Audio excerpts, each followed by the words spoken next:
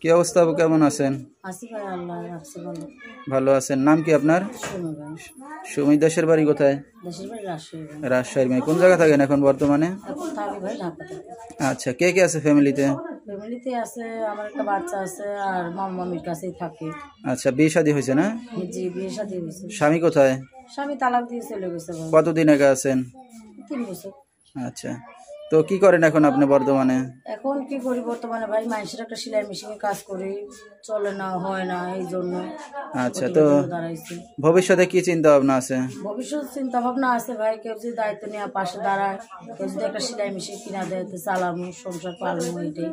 তো আপনার তো বিয়ে শাদীর বয়স আছে এখনো, তো ইচ্ছা হয় না বিয়ে শাদী করতে? ওইটাই তো ভাই, এটাই তো বললাম যে কেউ যদি বিয়ে শাদী করে একটা সেলাই মেশিন কিনা দেয়, তো চালাইবো। তো বিয়ে শাদী করে তো আপনারা তো সংসারও করতে পারে, তো সেলাই মেশিন দিয়ে কি করবেন তাইলে?